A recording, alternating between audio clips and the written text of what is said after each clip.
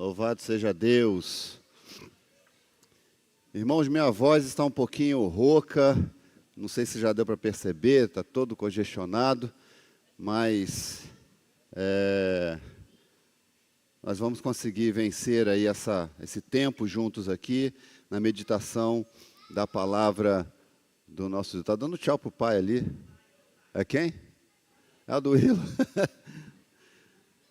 Muito bem, abra sua Bíblia, por favor, em Mateus capítulo 10, enquanto você vai abrindo,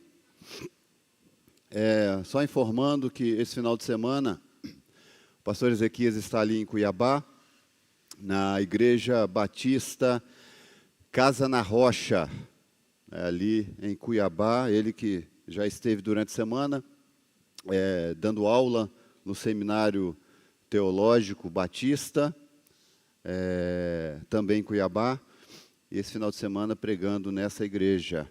Então, ore pelo retorno do nosso pastor, que ele possa voltar em segurança e após ter cumprido a missão que Deus o levou ali para fazer. Tá ok? Abriram Mateus capítulo 10, a partir do verso 32, nós estaremos dando continuidade a essa porção. Na semana passada, na quinta-feira, né, melhor dizendo, a gente trouxe 3 tópicos aqui para vocês, e hoje eu quero trazer outros 3 tópicos dentro dessa palavra que Jesus está dando aos seus discípulos, aos 12 discípulos. No capítulo 11, verso 1, vai falar isso, né, que ele estava ali, depois dele dar as instruções aos seus 12 discípulos, ele sai para pregar a palavra de Deus na cidade deles. Então aqui nós temos no finalzinho dessa porção ao qual o Senhor Jesus está dando instruções, palavras de estímulos, de encorajamento, palavras para poder preparar os seus discípulos na caminhada, na vida cristã. Então vamos fazer a leitura a partir do verso 32 até o 42. Diz assim a palavra de Deus: Portanto, todo aquele que me confessar diante dos outros, também eu confessarei diante de meu Pai, que está nos céus. Mas aquele que me negar diante das pessoas, também eu negarei diante de meu Pai, que está nos céus. Não pensem que vim trazer paz à terra. Não vim trazer paz, mas espada, pois vim causar divisão entre o homem e o seu pai, entre a filha e a sua mãe, entre a nora e a sua sogra. Assim os inimigos de uma pessoa serão os da sua própria casa. Quem ama o seu pai ou a sua mãe mais do que a mim, não é digno de mim. Quem ama o seu filho ou a sua filha mais do que a mim, não é digno de mim. E quem não toma a sua cruz e vem após mim, não é digno de mim. Quem acha a sua vida, a perderá, e quem perde a vida por minha causa, esse achará. Quem recebe vocês, é a mim que recebe. E quem recebe a mim, recebe aquele que me enviou. Quem recebe um profeta no caráter de profeta, receberá a recompensa de profeta. Quem recebe um justo no caráter de justo, receberá a recompensa de justo. E quem der de beber, ainda que seja um copo de água fria, a um desses pequeninos, por ser este meu discípulo, em verdade lhes digo, que de modo nenhum perderá a sua recompensa. Obrigado, meu Deus, pela Tua santa palavra, Pai. Esteja capturando, ó Deus, a nossa mente e o nosso coração, nos livrando, ó Deus, das distrações, e que o Senhor possa, ó Deus, continuar falando à Tua igreja, em nome de Jesus. Amém. A grande ideia dessa porção, que a gente começou vendo na quinta-feira, é a mesma, não é? Na caminhada cristã, é mais importante saber sobre quem nos conduz do que sobre o que nos acontece. Nessa caminhada que estamos trilhando, de peregrinação, enquanto estamos vivos aqui neste mundo, nesta terra, neste local que habitamos, vivemos, nos movemos. Nós estamos nessa caminhada e dentro desse conceito que eu quero trazer para você, é muito mais importante, é muito melhor, é algo sublime, é saber sobre quem nos conduz, é ter experiências com aquele que está conduzindo a nossa vida enquanto estivermos aqui. O mais importante na minha e na sua caminhada não é o seu currículo, não é a sua profissão, não é os seus estudos, embora tudo isso seja interessante. O que realmente é importante, o que realmente é significante, é saber quem é Deus, o que Ele faz, o que Ele tem feito, o que Ele quer de nós, o que Ele quer fazer conosco, através de nós. Isso é muito mais sublime do que aquilo que nos acontece. E dentro desse mundo, amados, nos acontecem várias coisas. Desde situações pequenas do dia a dia, do corre-corre, não é? É um carro, né, que você está atrasado e a gasolina acaba. Acontece isso, não é? Ou o carro quebra, ou você perde o ônibus, coisas corriqueiras da vida, desde também situações que nos afligem um pouco mais, como, por exemplo, ataques, como, por exemplo, pessoas que tentam nos afligir, que tentam nos machucar, não é? São situações das mais diversas, embora tudo isso também seja verdade, embora tudo isso seja real, o mais importante, inclusive, para poder aprender a lidar com todas essas questões diárias, o mais importante é conhecer a Deus, conhecer aquele que tem nos guardado e nos guiado neste mundo.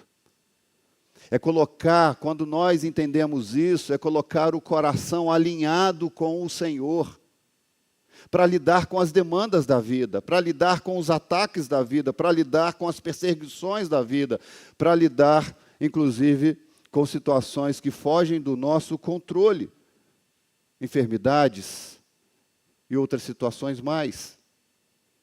O meu propósito, então, é que pensemos nisso, amados. Deus precisa ser levado a sério por nós. Deus precisa estar no primeiro lugar do nosso coração, das nossas motivações, dos nossos empreendimentos, de tudo aquilo que fazemos. Deus precisa estar no centro e conduzindo tudo. Agora, é comum, queridos, encontrarmos dentro dessa esfera que vivemos de igreja evangélica, é muito comum encontrarmos pessoas ou crentes nominais, crentes que acabam apenas lidando com Deus de forma em que seja aplausível, que seja conveniente a ela.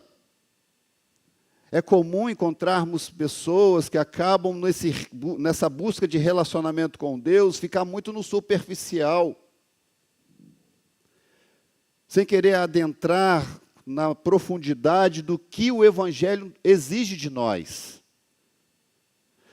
do que o Evangelho requer de nós, do que Cristo quer dos seus discípulos, daqueles que Ele tem chamado para andar com Ele. E isso não é um problema apenas do nosso tempo. Aliás, inclusive, Jesus lidava com isso, com esse tipo de gente no tempo dele, há mais de 2000 anos atrás. De homens e mulheres que estavam ali, que viviam ali na multidão. Eles estavam sempre por perto, sempre se beneficiando dos ensinos de Cristo, sempre se beneficiando dos milagres de Jesus, das curas que Jesus fazia, mas eles ficavam na multidão. E multidão é aquela zona cinzenta onde não se tem identidade, a identidade é camuflada.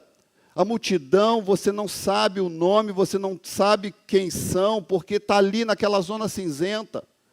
E aqueles que estão na multidão não querem sair desse estado, porque é conveniente. É conveniente, não se expõe.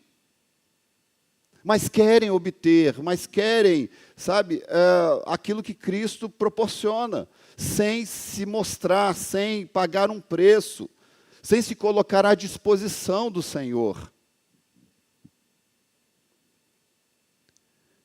Na quinta-feira passada a gente comentou sobre a questão do discípulo, não é maior do que o seu mestre.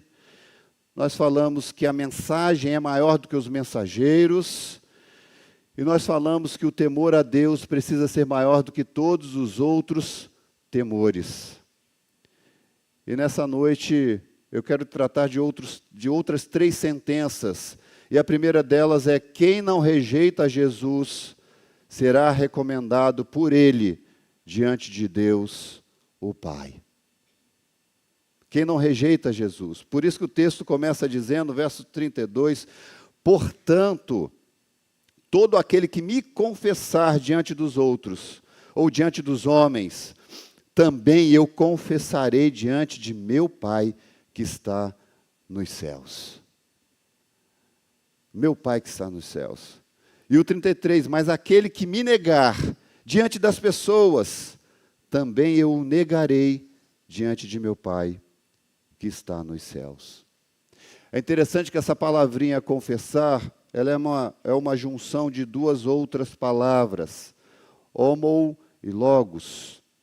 Homo significa pessoas reunidas, e logos é palavra proferida a viva voz, palavra que expressa uma concepção, palavra que expressa uma ideia, palavra que expressa uma identidade.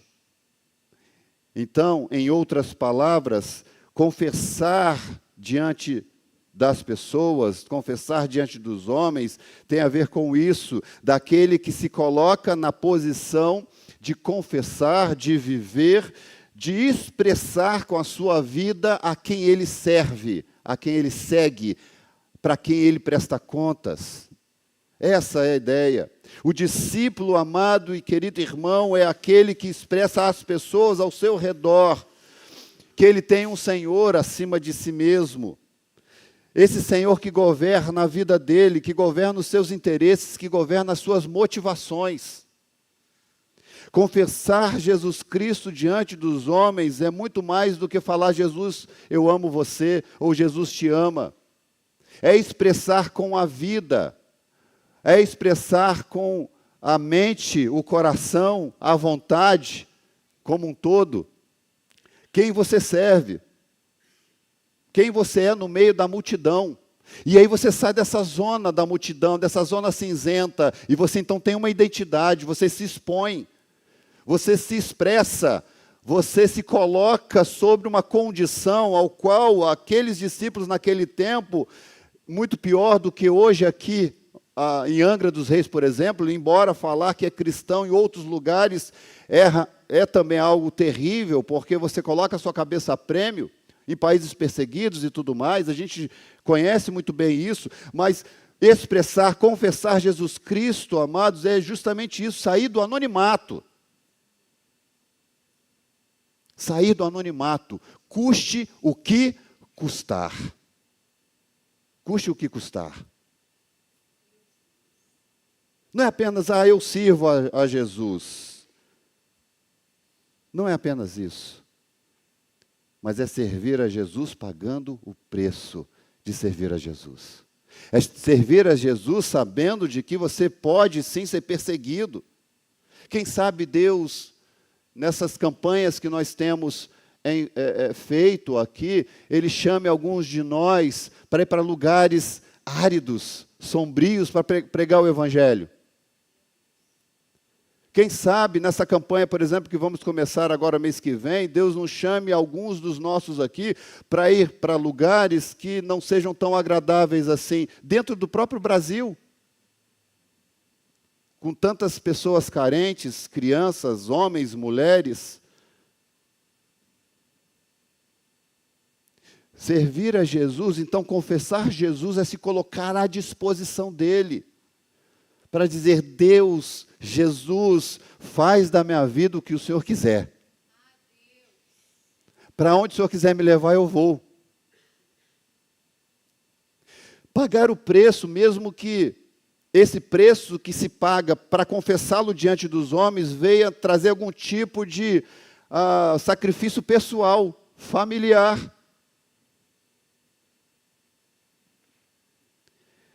Jesus tem nos chamado para esse envolvimento mais profundo com Ele,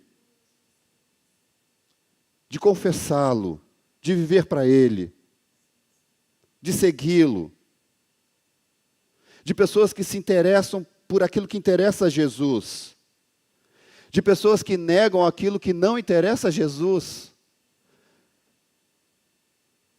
Porque, amados, estes da multidão, e como eu disse no início, há muitos da multidão no meio do nosso rebanho, do rebanho do povo de Deus no Brasil, por exemplo. Há muitos que estão na multidão, só se beneficiando do Evangelho e do que Cristo pode oferecer. Eles estão interessados nas vantagens. É isso. Por exemplo, se pensamento desses que estão na multidão: se estou doente, é só pedir a cura dele. Se relaciona com Jesus pelos feitos milagrosos. Não estou dizendo que você não pode pedir, mas se a sua vida se consiste apenas nisso, você perdeu todo o sentido do Evangelho. Porque se Deus não curar, o que você faz? Se Deus não abrir aquela porta de emprego, o que você faz?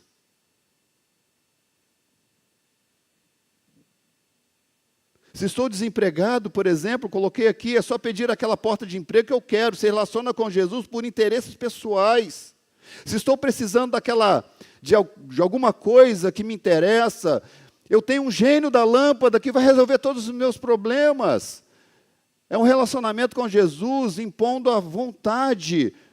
Quem é Senhor na história? É Jesus ou sou eu? Quem está na multidão inverte isso. Mas quem é discípulo, sabe quem é o Mestre, sabe quem é o Senhor, e se submete, e confessa. E confessa. Porque, amados, quando a gente não compreende dessa forma, quando o problema nos atinge, quando a situação vem sobre nós, para estes que estão na multidão, eles ficam decepcionados. Se decepciona com Jesus. Se decepciona com a igreja. Se decepciona com os irmãos. Com todos. Largam tudo. Largam. E vão viver por aí, achando que tem algum tipo de sentido fora de Cristo. Eu gosto muito da parábola do semeador, porque ela retrata muito bem isso. Não é? Apenas um solo ali frutificou. A gente vai percebendo nessa parábola, Lucas 8, depois você pode ver, que o solo à beira do caminho são os que ouvem, mas o diabo tira a palavra do coração, ela não penetra. Está no caminho, está à beira do caminho. E tem muitos que vivem assim. O solo rochoso, ele ouve a palavra até com alegria, traz algum contentamento, mas como não tem raiz, desvia na primeira provação. A prova vem. E ela não aguenta, não suporta. E o espinhoso? Ouve e até caminha por algum tempo, mas as preocupações com as riquezas, os prazeres mundanos, não permitem que essa semente amadureça. E aí Lucas 8,15, que caiu na boa terra, são os que, tendo ouvido de bom e reto coração, retêm a palavra, e esses frutificam e perseveram. Irmãos, nesses 20 anos de evangelho que eu tenho, se eu não me engano, 25 anos, a gente já viu muita gente entrar na igreja. E pessoas que você fala: meu Deus, esse veio, esse vai fazer e acontecer. Aí passa uma situação, a pessoa sai fora. Sai fora. Por quê? Porque não entendeu o Evangelho. Porque não compreendeu o que é ser discípulo de Jesus. Como nós precisamos lembrar disso diariamente, todos os dias. Discípulo de Jesus é diferente. Discípulo não vive na multidão. Discípulo não é guiado pela opinião dos outros. Discípulo não vive para si mesmo. Discípulo não ouve o seu próprio coração. Discípulo segue a Bíblia. Discípulo segue o Mestre. Discípulo paga o preço do Evangelho. É isso.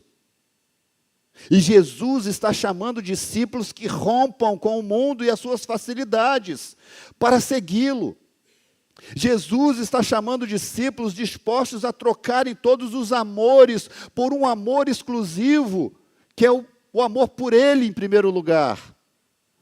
Vamos amar as outras pessoas, vamos amar os parentes, vamos amar filhos, mas todos esses amores estão em segundo plano, porque o amor primeiro precisa ser para Ele, e é só dele.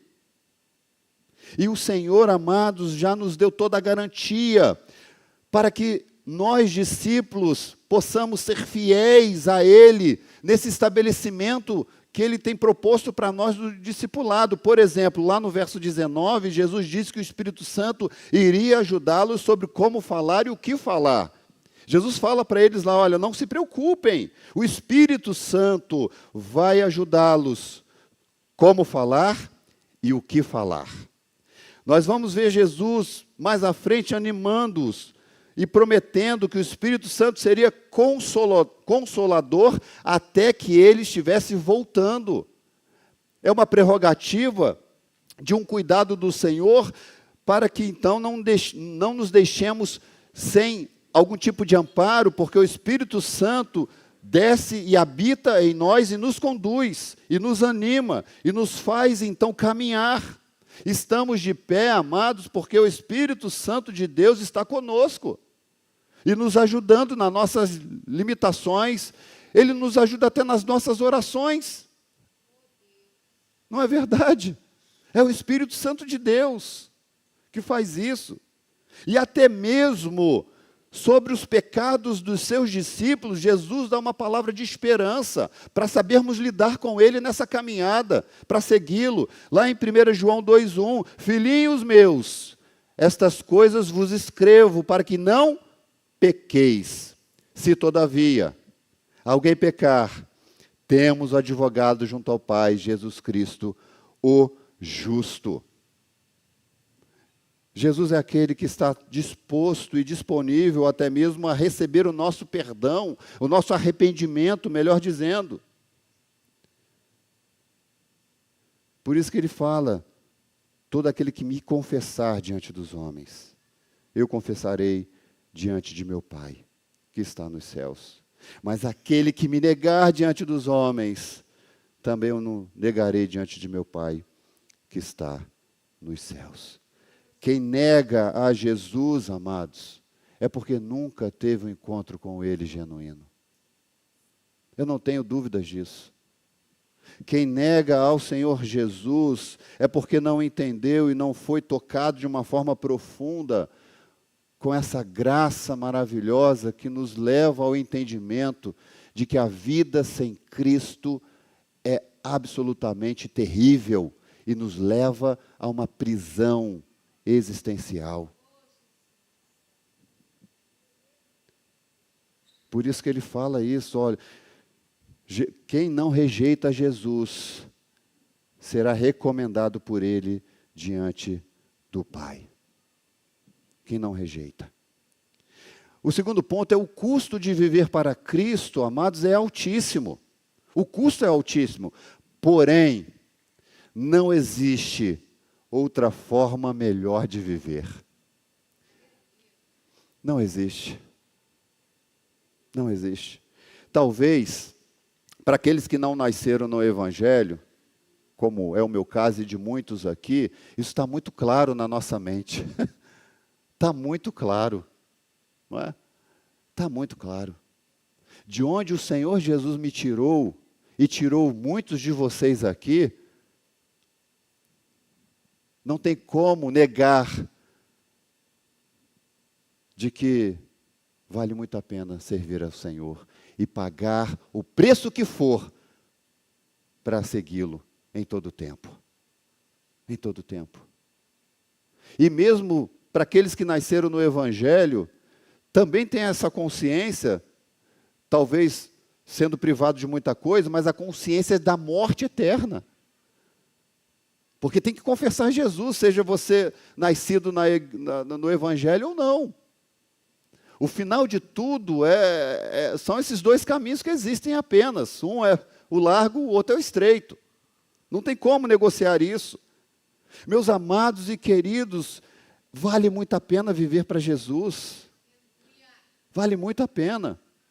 E ao lermos esses versos 34, em diante aqui, não pense que vim trazer paz à terra. Não vim trazer paz, mas espada. Pois vim causar divisão entre o homem e seu pai, entre a filha e sua mãe, entre a nora e sua sogra. Assim os inimigos de uma pessoa serão os da sua própria casa. Quem ama o seu pai, a sua mãe mais do que a mim, não é digno de mim. Quem ama o seu filho, a sua filha mais do que a mim, não é digno de mim. E quem não toma a sua cruz e vem após mim, não é digno de mim. Olha quantas palavras, olha quantas vezes aparece, não é digno de mim. Não use esse texto aqui para dizer assim, olha, então a Bíblia diz que é para eu estar em pé de guerra com a minha sogra. Não use esse texto para isso. Não use. Está ok? Mas ao lermos esses versos, alguns podem ficar espantados, sobretudo se a sua teologia é pautado num Deus que é apenas amor, num Deus que é apenas bondoso, num Deus que é apenas tudo de bom tem Deus, e realmente é verdade. Mas essa é uma teologia fraca, achar que é só isso. A teologia é muito mais do que isso, E a ideia por trás dessa teologia do amor, que a gente tem visto por aí, do amor de Deus, sem considerar os seus outros atributos, é que se preocupa apenas com a felicidade das pessoas a qualquer custo. Deus já ficou de escanteio. Deus tem que... É a ideia, Deus é o gênio da lâmpada. Tem que me atender. Tem que me atender. Então, não importa a forma como essas pessoas vivem, se elas forem boas, elas merecem ser felizes. O Senhor não nos garante essa felicidade momentânea, Ele nos garante a paz. A paz Ele nos garante. A felicidade eterna Ele nos garante. A alegria da salvação Ele nos garante. Mas esses outros benefícios que faz parte do dia a dia, que faz parte dessa vida aqui, nem sempre a gente vai ter. Nem sempre a gente vai poder conquistar, por exemplo, aquela casa que a gente tanto sonha. Nem sempre eu vou ter aquele trabalho que eu tanto almejei. Nem sempre eu vou ganhar o que eu acho que deveria ganhar. Nem sempre. Isso é transitório, isso é passageiro. Mas as pessoas estão achando de que isso é a verdade, de que isso é o sentido da vida, de que isso é o fundamento da fé. E não é. Nunca foi. Nunca foi. Até porque o conceito de pessoa boa que se tem é daquelas que está bem com todo mundo. Pessoa boa, pessoa agradável. Fulano de tal é boa. É uma pessoa boa. Por quê? Porque ela fala com todo mundo, ela é educada, ela é gentil. Mas é assim que a Bíblia traz o conceito do ser humano. Amados, o conceito de boa pessoa, à luz das Escrituras, não é esse. Dessa pessoa boa e faz a vontade de todo mundo. Mas a Bíblia diz, e a Bíblia afirma e reafirma, de que na verdade não existe ninguém bom.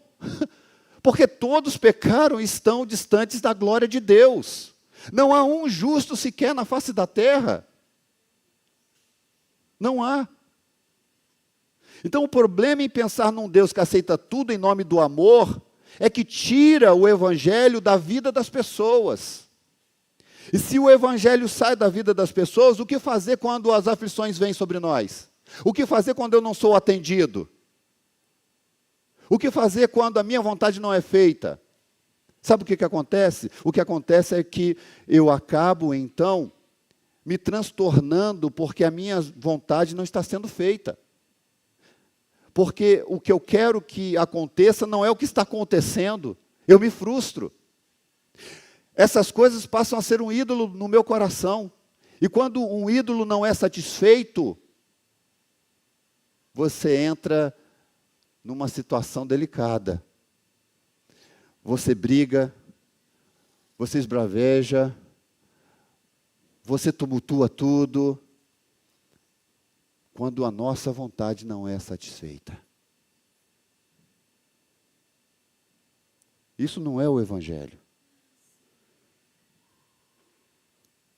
E o Evangelho, meu amado, querido irmão, o Evangelho, primeiro, ele nos fere, para depois nos restaurar.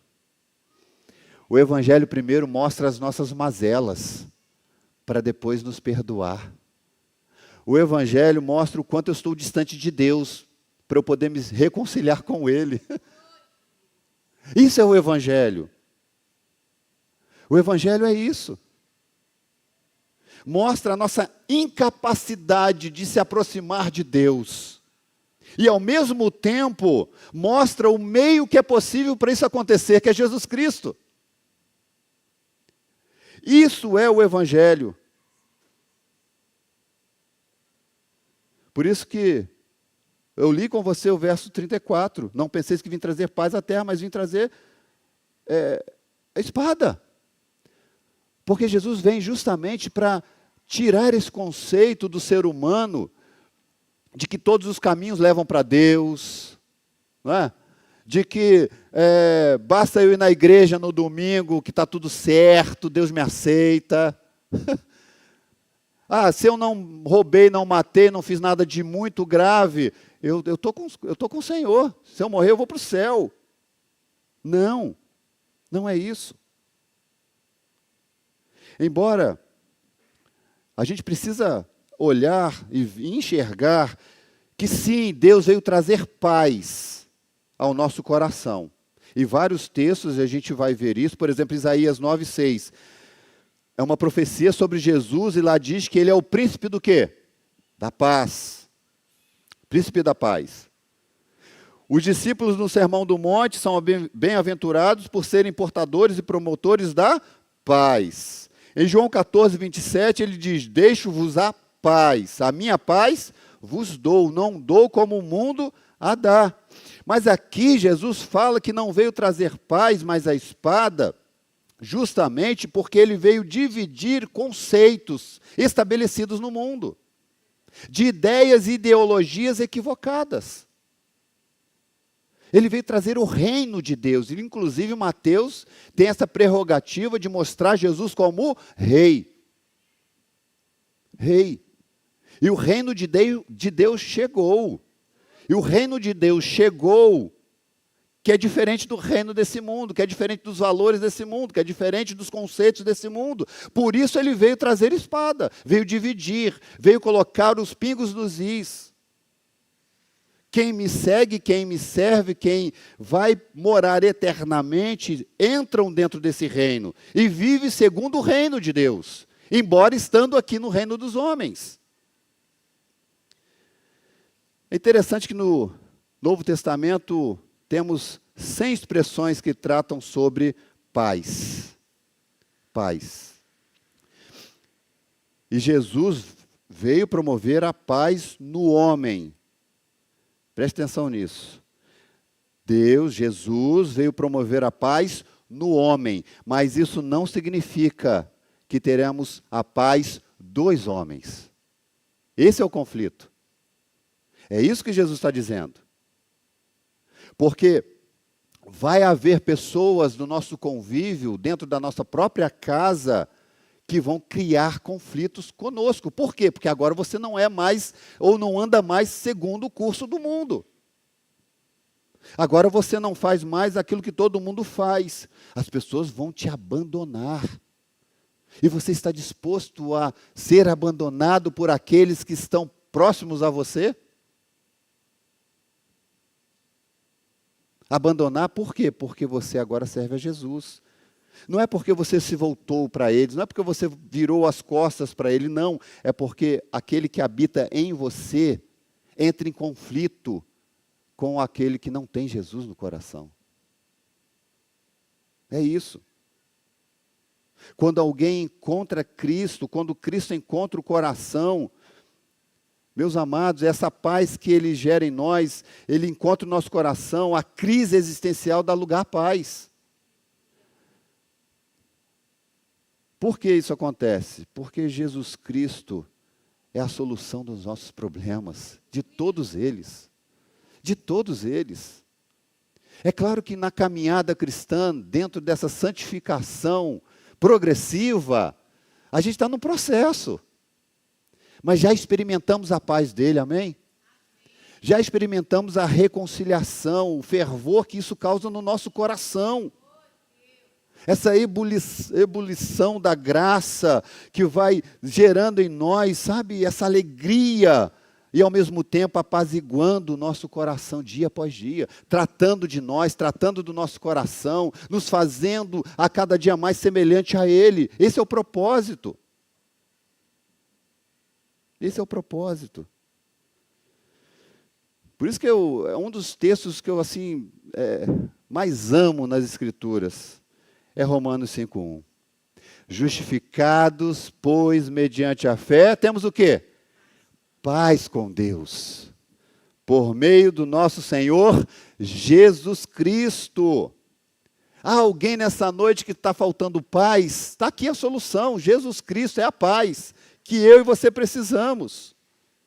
É Ele, porque Ele nos justificou, Ele fez isso. Por isso que ao mesmo tempo que Deus tira o conflito do nosso coração, restaurando a nossa comunhão com Ele, no estabelecimento do seu reino em nós, nós precisaremos lidar ainda com os conflitos existentes entre o reino de Deus e o reino do mundo. Por isso, queridos, as perseguições, as afrontas, os escárnios que sofremos. Agora, em meio a tudo isso, é o que o texto está dizendo, né? É o que o texto está nos mostrando. Que ele veio causar divisão entre o homem e seu pai e sua mãe. Por quê? Porque vai haver conflitos dentro da própria casa por conta do Evangelho e da graça do Senhor. Conflito. A luz pode viver em paz com as trevas? Não tem como. Porque a luz, ela ilumina. E uma vez as trevas sendo iluminadas, ela foge. Ela se dissipa. Jesus usa esse contexto familiar para mostrar essa verdade. Eu acredito por dois motivos. Primeiro, para mostrar que os relacionamentos mais íntimos são os mais afetados quando nós buscamos viver para Ele, em relação àqueles que não querem. Porque relacionamentos ocasionais, né, você tem aquele conflito, aquela coisa toda, cada um vai para casa e está tudo certo. Mas quando está dentro de casa a situação, não é? Quando você, por exemplo, aqueles que já casaram, quando estavam no namoro, alguns estão namorando hoje, tem um conflito ou outro aí, vai embora, cada um vai para sua casa, quem está namorando. Mas quando você casa, você vai para onde? Você vai para a cama, vai para o quarto e vai dormir na mesma cama. Amém, casais? Nada de dormir no sofá, não é?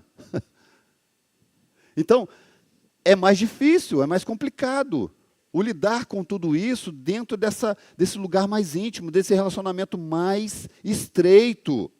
E o segundo é porque no contexto familiar, em segundo lugar, ele usa o contexto familiar para falar sobre o compromisso e as suas prioridades. Amados, quem aqui, em sã consciência, em reconhecimento, por exemplo, da bondade de Deus e da sua vida mesmo, quem aqui vai ir contra o seu pai e a sua mãe? Estou falando de uma forma natural e tranquila. Quem aqui vai querer o mal do pai ou da mãe? É claro que tem situações das mais diversas, né? Aqueles que foram abusados, enfim. Eu estou dizendo de uma forma natural. O pai e a mãe se juntaram, se casaram, tiveram um filho. É para haver um amor nesse relacionamento. E uma cumplicidade nisso.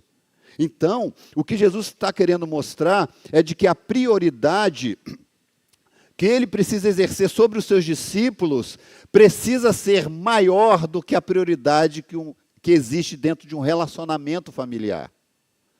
De pai, de mãe, de filhos, de filha, de nora, de sogra e de tudo mais. E como nós podemos desvirtuar isso com muita facilidade, sobretudo com relação aos filhos. É muito complicado. E Jesus está dizendo, olha, se você não estiver disposto a largar tudo, se você não estiver disposto, você não é digno de ser o meu discípulo. Não é digno. Não é. Verso 38, Cristo exige sacrifício. Quem não toma a sua cruz e vem após mim, não é digno de mim. A cruz representa ou é sinônimo de sofrimento. Diferente da cruz que Cristo levou. A cruz que nós carregamos não chega aos pés daquilo que Cristo fez por nós. Mas todos nós precisamos levar o nosso sofrimento, cada um na sua intensidade, cada um na sua particularidade. Todos nós enfrentamos situações difíceis. Agora, não é por causa das situações difíceis que temos que nós vamos abandonar Jesus. Essa é a ideia.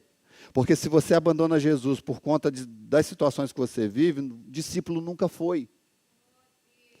O Senhor está falando conosco nessa noite, fala, meu filho, se você tem vivido dias difíceis, vale a pena, continue, prossiga, porque o que está por vir é muito melhor e maior. Se você tem vivido lutas diárias, persista em compreender isso. Persista. Vai valer a pena. Vai valer a pena quando Jesus estiver voltando e nos receber de braços abertos. E venha, meus filhos, benditos do meu Pai. Tomai por herança aquilo que já estava preparado. Para pensar nisso, o seu sofrimento aqui, à luz da eternidade, é pequeno. Suporte um pouco mais. Suporte porque você é discípulo. E discípulo, o Senhor garante que Ele mesmo daria condições para poder fazer você suportar. Deus não dá nada para os seus discípulos que eles não possam suportar. Não dá. Não permite. Porque no mundo vocês terão aflições, mas tem de bom ânimo. Eu venci o mundo. Ele venceu. O verso 39 deixa claro de que os valores de Cristo estão em oposição aos valores do mundo, amados. Quem acha a sua vida perderá, e quem perde a vida por minha causa, esse achará. A vida num contexto social está muito ligado a essas prerrogativas, como eu disse no início, dos meus valores, das minhas opiniões, dos meus gostos, da minha vontade. E isso está em oposição aos valores de Cristo. Porque enquanto o mundo acha que está ganhando a vida, negando Jesus e o seu senhorio, e vivendo de forma dissoluta, buscando a felicidade a qualquer preço, Jesus mostra que a única forma de ganhar verdadeiramente a vida é se apropriando da vida dele em nós. Tudo que é fora isso é balela. Tudo que é fora isso é filosofia vã, como disse o apóstolo Paulo. É ensinamento equivocado. Perecível até. E muitos têm, se deixado se prender por essas vielas de conhecimentos e das mais diversas filosofias. Não se engane. Não se engane. E por último, o discípulo de Cristo tem a maior responsabilidade. Nós somos, amados, embaixadores do próprio Deus aqui na terra. As pessoas estão vendo Jesus Cristo por meio de nós. As pessoas estão se aproximando de Cristo ou se afastando a partir de nós.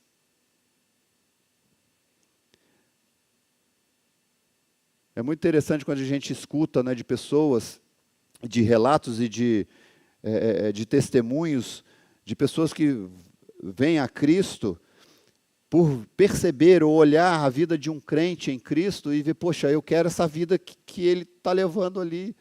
Porque ele sabe lidar com as circunstâncias, ele sabe se portar, ele sabe entender os problemas que acontecem, e ele não faz como todo mundo faz. Olha que interessante.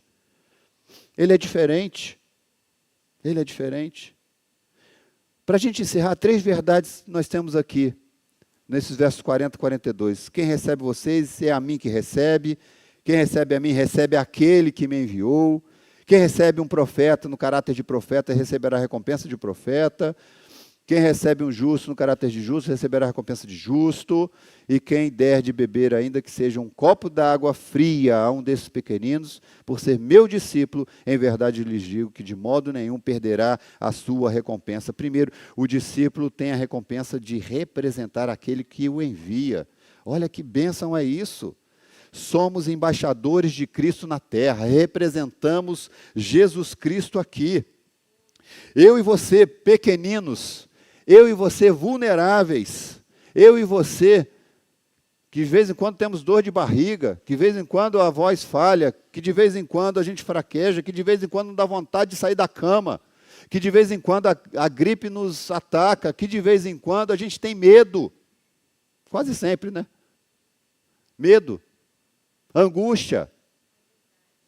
Mas nós somos representantes do Senhor. Olha o que Paulo fala aos 2 Coríntios 5:20. De sorte que somos embaixadores em nome de Cristo, como se Deus exortasse por nosso intermédio. Em nome de Cristo, pois rogamos que vos reconcilieis com Deus. Eu e você temos o ministério da reconciliação. De levar homens e mulheres, pessoas, a se reconciliarem com Ele. Isso é o que o discípulo faz. O discípulo não fica aí em busca, queridos, de querer implantar a sua perspectiva, seja ela teológica, seja ela política. O discípulo não perde tempo com essas coisas. O discípulo não busca impor a sua vontade, impor leis, não, o discípulo vive o evangelho. E faz com que outras vidas se reconciliem com Jesus. Se a gente quer mudar esse país, não vai ser pela política, queridos. Esquece isso. Se nós queremos mudar este mundo, vai ser pelo Evangelho. Vai ser pela vida piedosa que os crentes vivem. Vai ser pelas vidas consagradas a Jesus. E o mundo vai ver que há diferença, sim, naqueles que servem a Jesus e que são seus discípulos. Aqueles que recebem os enviados de Deus receberão galardão semelhante ao dos enviados. E ele vai falar sobre isso, né? Quem acolhe o profeta por causa de suas dádivas espirituais, recebe a recompensa de um profeta. Aqui não há nenhum tipo de desigualdade, isso que é fantástico. Aquele que prega e aquele que recebe são as mesmas pessoas, vão para o mesmo lugar. Há uma cumplicidade nisso. Há algo muito interessante. Aqueles que cuidam dos enviados de Cristo não perderão seu galardão. Termina com o verso 42 falando isso. O menor ato de serviço ao menor discípulo de Cristo será recompensado, como se tivesse sido prestado ao próprio Cristo. Quando eu e você fazemos algo em prol de alguém, nós não sabemos quem é esse alguém. Nós não sabemos se ele é um escolhido ou se não é. E se ele é, louvado e engrandecido seja o nome do Senhor. E ele vai para o mesmo lugar que nós. E aí é muito interessante, porque esse pequenino aqui no texto faz alusão ao discípulo em relação aos poderosos desse mundo, que se acham grandes. Os poderosos se acham grandes, os poderosos se acham acima de toda lei. Os poderosos acham que eles têm o controle de tudo, que eles definem, determinam e tudo mais. Não, não é assim que vai acontecer. Não é. nós podemos, aos olhos destes grandes desse tempo, desse reino, aos olhos deles, sermos esses pequeninos. Mas aos olhos do Senhor, nós somos servos e servas, discípulos e discípulas do Senhor Jesus. E nenhum de nós perderá a recompensa de seguir e de segui-lo, de fazê-lo conhecido e de manifestar a graça a tantos outros, mesmo quando a gente não conhece quem são. Mesmo assim. Para a gente ir embora,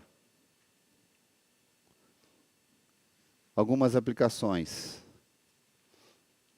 Primeira delas, que tipo de relacionamento queremos ter com Jesus e a sua igreja? Porque a gente começou falando sobre isso, né? Quem confessar Jesus diante dos homens? Que tipo de relacionamento queremos ter com Jesus e a sua igreja? E essa é a primeira coisa que precisa ficar claro no nosso coração. Se você é discípulo, você cheira discípulo, você anda como discípulo, e por isso você confessa Jesus Cristo, porque você é um discípulo. Eu não sei, talvez alguns de vocês aqui, ou talvez em casa assistindo, porventura, em algum momento, em alguma fase da vida, achou que poderia ser outra coisa não ser discípulo. E o Senhor está gerando no seu coração o Espírito Santo de Deus, falando, olha, volta, porque você não é desse meio, você é discípulo. E o discípulo vive como discípulo. O discípulo fala como discípulo. O discípulo não fica no meio daqueles que não professam Jesus Cristo.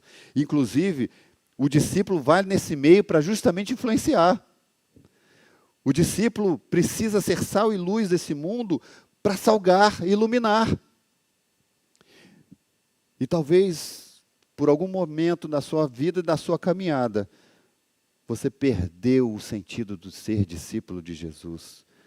E Jesus está dizendo, olha, tem que voltar, porque você é discípulo, você não vai se contentar fazendo o que você tem feito, porque isso não é o que eu quero que você faça. Você vai fazer aquilo que eu designei para você, dos meus planos e propósitos.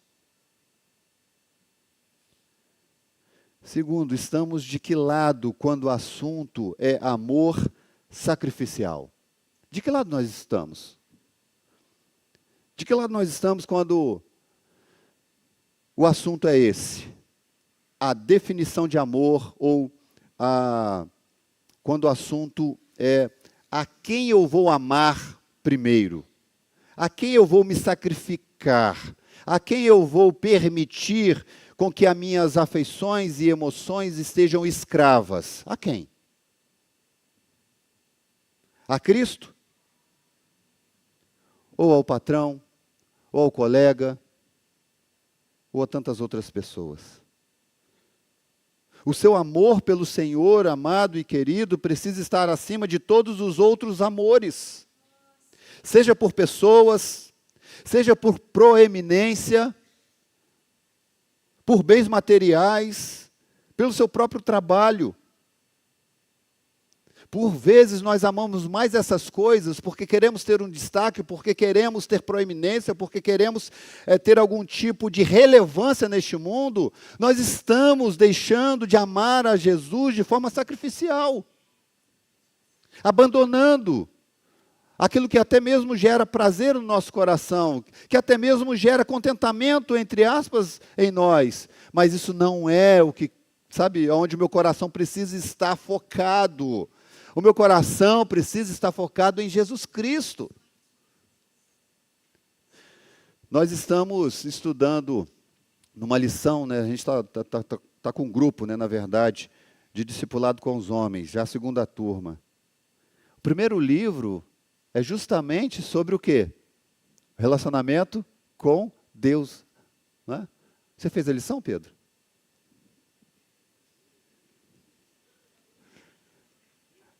é o primeiro ponto. A gente vai estudar 4 livros. 4 livros. O primeiro, antes de falar sobre casamento, filhos, antes de falar sobre sexo, trabalho, antes de falar sobre pornografia, nós temos que falar sobre Deus e o nosso relacionamento com Ele. É a base de tudo, amados. É a base. Por isso que, eu não sei quanto a você, mas se de tudo aquilo que eu falei você esquecer, não esqueça disso. Volte a ter um relacionamento diário com Jesus nas suas devocionais. Porque todas as outras coisas vão fazer sentido. Porque todas as outras coisas vão estar encaixadas nos seus devidos lugares. Porque quando a gente tem um encontro com Jesus diário, com Cristo, nós entendemos que Ele precisa ser o amado da minha alma. E eu vivo é para Ele. Eu consagro a minha vida a Ele. Tão somente a Ele. E por fim, só para lembrar, não é? Você já sabe disso. Que fique claro. A sua e a minha vida pertencem a Jesus. Quem governa a nossa vida é Ele. Quem está nos guiando neste mundo aqui é Ele. É Ele, tão somente Ele. E viver, amados, compreendendo isso, é viver, em muitos momentos, na contramão da compreensão de muitos ao nosso redor. Porque as pessoas não entendem o que é viver por algo que captura a nossa vida por inteiro. Nós vivemos como discípulos de Jesus, como aquela parábola do reino, quando aquela pessoa encontra um tesouro no terreno, né? Lembra disso? E aí ele vai e vende tudo que ele tem para comprar aquele terreno, porque aquele tesouro é valioso para ele. Quem é capturado por Jesus Cristo vive assim. Vive assim, abre mão de tudo. Abre mão de todo, se for preciso, para poder ter esse bem maior, que é pertencer a Jesus Cristo, ser amado por Ele e viver tão somente para Ele e por Ele.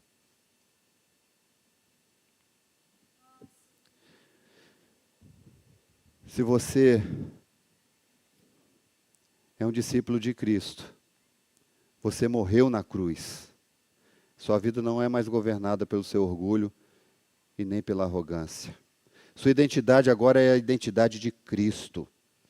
Eu quero terminar com 3 textos, né? Gálatas 2:20. Logo já não sou eu quem vive, mas Cristo vive em mim. E esse viver que agora tenho na carne, eu vivo pela fé no Filho de Deus, que me amou e a si mesmo se entregou por mim. Romanos 14, 7 e 8. Porque nenhum de nós vive para si mesmo, nem morre para si. Porque se vivemos, para o Senhor vivemos. Se morremos, para o Senhor morremos. Quer pois vivamos ou morramos, somos do Senhor. Isso é o Evangelho, que me ajude a entender de que se Deus quer que eu esteja vivo aqui, é para a glória dEle. Se Ele não quer que eu esteja mais aqui, também é para a glória dEle.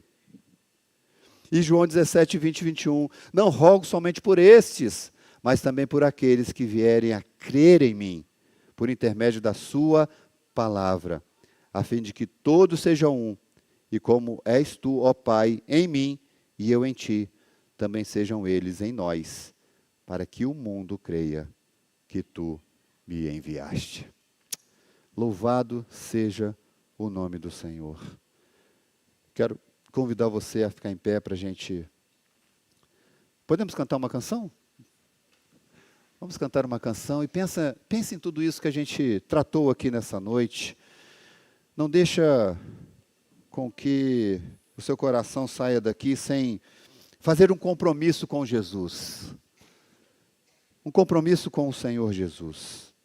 E o compromisso é: Senhor, eu quero sair daqui deste lugar mais certos do que nunca de que a minha vida eu vou dedicá-la totalmente ao Senhor, porque eu quero viver para Ti. É isso que vale a pena. Somente isso vale a pena.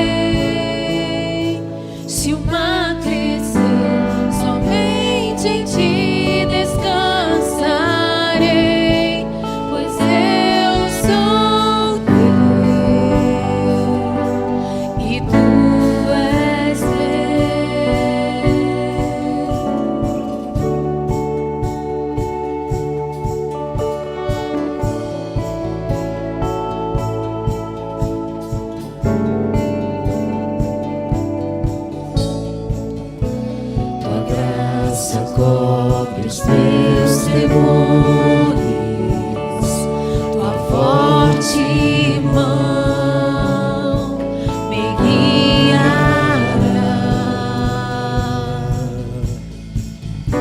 Se estou cercado pelo medo, tu és fiel, nunca vais falhar.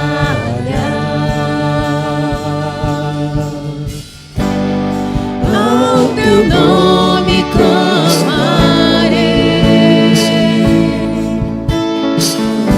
se além das ondas olharei, se o mar crescer, somente em ti descansarei, pois eu sou teu e tu és meu.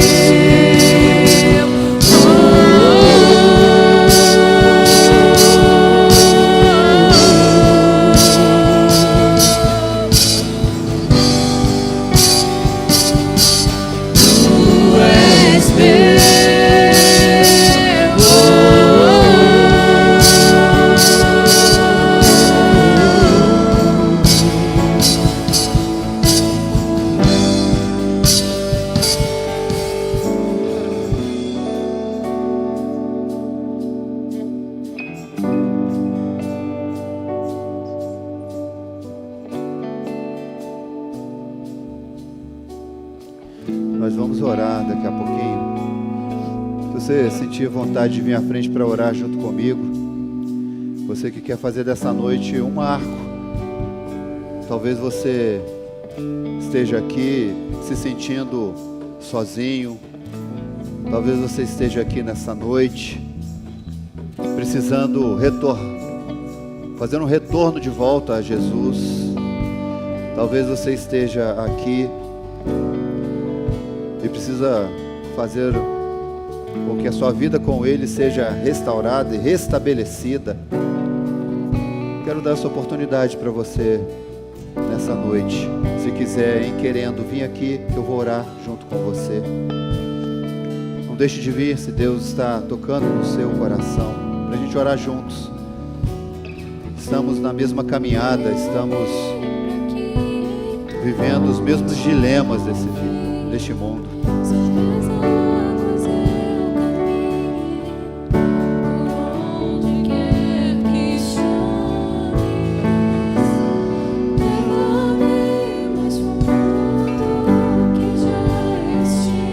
Talvez os medos tenham me privado de caminhar mais perto do Senhor Jesus.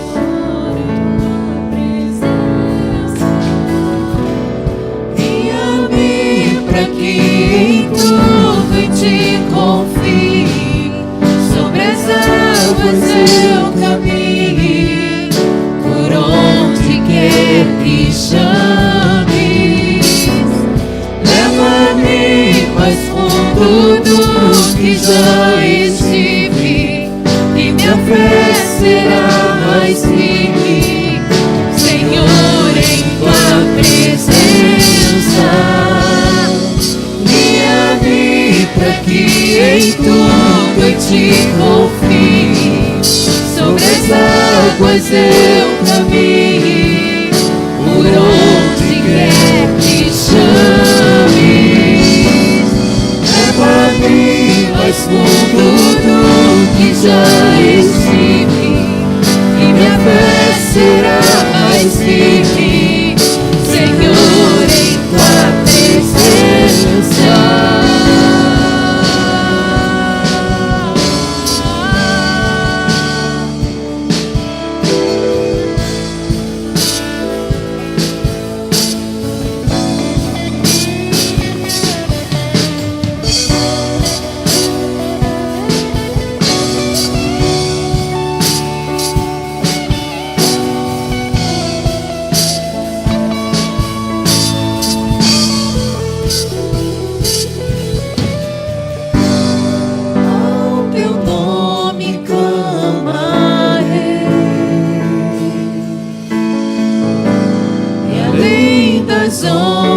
Olharei somente em ti descansarei, pois eu sou teu e tu és meu.